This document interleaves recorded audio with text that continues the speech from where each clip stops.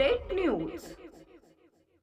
यवतमाळ महोत्सवात उमेदची समृद्धी मिनी सरस प्रदर्शनी, महिला स्वयंसहाय्यता गटाचे 120 स्टॉल्स, जिल्हाधिकारी विकास मीना यांची भेट व पाहणी।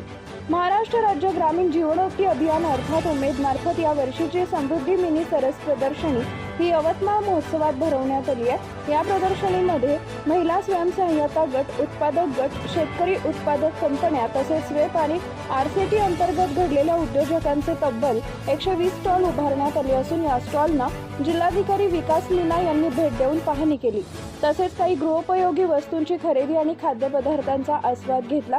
उमेदची ही समृद्धी मिनी सरस प्रदर्शनी अधिक व्यापक, भव्य आणि समन्वयात्मक स्वरूपात उभी राहिली आहे। उमेद अभियानाच्या प्रभावी मार्गदर्शनाखाली विविध उपक्रमांतर्गत घडलेले उद्योजक हे सर्व एकाच व्यासपीठावर एकत्र आले।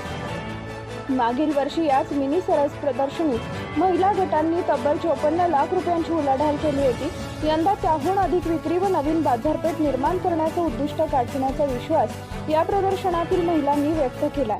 उमेदच्या माध्यमातून बचत गट ते उद्योजक आणि गाव ते जागतिक बाजारपेठ असा प्रवासाचा टप्पा गाठण्यासाठी महिलांना जिल्हा प्रशासन संपूर्ण सहकार्य करणार असून यवतमाळकरांनी देखील या समृद्धी मिनी सरस प्रदर्शनाला भेट देऊन खरेदी करावी व महिलांना प्रोत्साहित करावे असं आवाहन जिल्हाधिकारी विकास मीना यांनी केले आहे।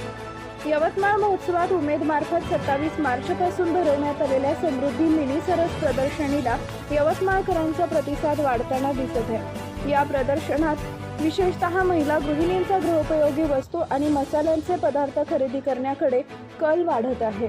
संपादक सय्यद मतीन।